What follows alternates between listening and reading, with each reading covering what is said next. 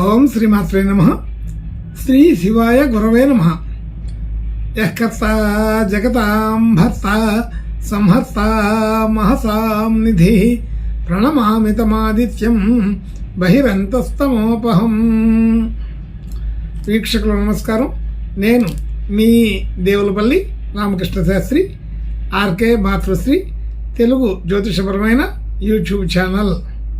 ఇప్పుడు సెప్టెంబర్ నెల 15వ తేదీ నుండి సెప్టెంబర్ నెల 21వ తేదీ వరకు గల గ్రహ స్థితి గతులని ఒకసారి పరిశీలన చేద్దాం.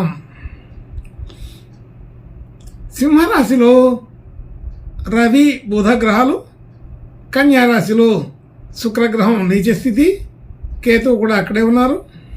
మకర రాశిలో చంద్రగ్రహం, కుంభరాశిలో శనిగ్రహం వక్రస్థితి, మీనరాశిలో రాహుగ్రహం, వృషభ రాశిలో గురుగ్రహం, మిథున రాశిలో కుజగ్రహం సంచరిస్తున్నాయి.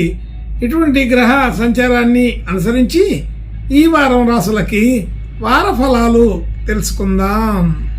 ఓం శ్రీమాత్రే నమః. ఇప్పుడు మీనరాశి వారి గురించి తెలుసుకుందాం. మీనరాశి వారికి రాశిలో రాహుగ్రహం, అలాగే 3వ స్థానంలో గురుగ్రహం, 4వ స్థానంలో కుజగ్రహం, 6వ స్థానంలో రవి బుధ గ్రహాలు, 7వ స్థానంలో కేతువు నీచ స్థితి కలిగిన శుక్రుడు, అలాగే 11వ స్థానంలో చంద్రగ్రహం, 12వ స్థానంలో శనేశ్వరుడు వక్రస్థితిలో ఉన్నారు. ఇలాంటి స్థితి కలిగినటువంటి ఈ వారం మీనరాశి వారికి కొంత మధ్యస్థమైన ఫలితాలు కనబడుతున్నాయి.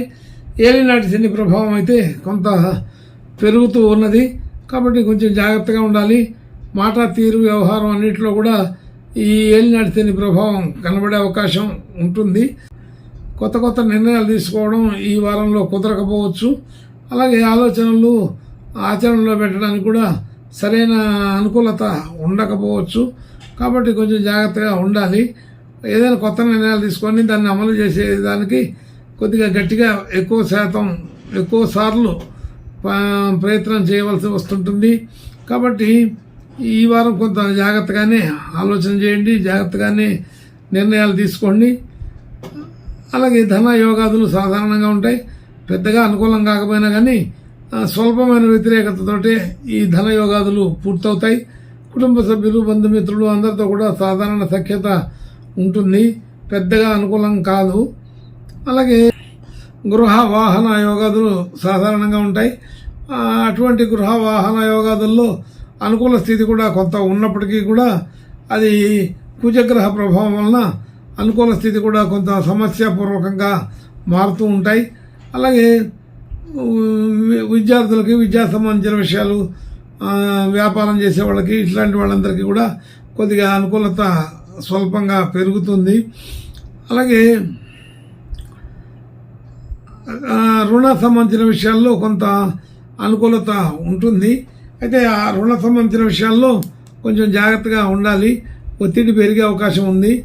ఆ ఒత్తిడి వల్ల చికాకులు కలిగే అవకాశం, వాటి ద్వారా తప్పుడు నిర్ణయాలు తీసుకునే అవకాశం ఉంటుంది. కాబట్టి ఇవన్నీ కూడా అట్లాంటి ఆలోచనలు రాకుండా చూసుకోవడానికి ప్రయత్నం చేయండి అని చెప్పబడుతోంది.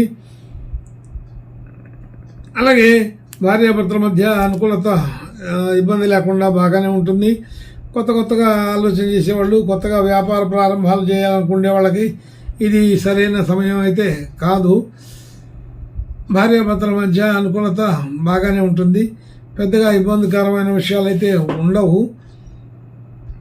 కొత్తగా ఎటువంటి డిపాజిట్లు పెట్టుబడులు పెట్టడానికి సరైన సమయం అయితే కాదు. రియల్ ఎస్టేట్ కానీ షేర్ మార్కెట్ కానీ ఈ వారం పెద్దగా అనుకూలపడట్లేదని తెలుస్తోంది. అలాగే భాగ్యస్థితి కొంతవరకు ఉన్నతంగానే ఉంటుంది. మనం పెట్టిన పెట్టుబడులకి, గతంలో పెట్టిన పెట్టుబడులకి విలువలు పెరిగే అవకాశం అయితే బాగానే ఉంది. ఉద్యోగ స్థితి కూడా సాధారణంగా ఉంటుంది. ఉద్యోగ స్థితిలో వృత్తి, ఉద్యోగ, వ్యాపారాది విషయాల్లో మనం పౌరుషంగా మాట్లాడటం, ఇబ్బందికరంగా ఉండటం, అటువంటి మాటల ద్వారా చిన్న చిన్న సమస్యలు రావడం జరుగుతుంది. కొంచెం అట్లాంటి మాట ధోరణిని కొంచెం తగ్గించుకోవాలని సూచించబడుతోంది. కొత్త ప్రయత్నాలు ఏవి ఈ వారం అనుకూలత లేవని తెలుసుకోవచ్చు. అలాగే ఇంకా కూడా కొత్త కొత్త సమస్యలు రాకుండా చూసుకోవడం మంచిది. ఆర్థికపరమైన విషయాలు కొంతవరకు ఉపయోగపడుతూనే ఉంటాయి. మరీ అంత ఇబ్బందికరంగా అయితే ఏమీ ఉండదు. కాకపోతే ఆలోచనలు ఆశయాలు అన్నీ సరైన సమయంలో సకాలంలో తీసుకోలేకపోతామని తెలుస్తోంది. ఇంకా మంచి శుభలక్షణాలు కలగడం కోసం ఈ మీనరాశి వాళ్ళు ఈ వారం లక్ష్మీ నరసింహస్వామి ప్రార్థన నమస్కారాలు చేసుకుంటే ఇంకా బాగా అనుకూలపడే అవకాశం ఉంటుంది. శుభం భూయాత్. ఓం శ్రీమాత్రే నమః.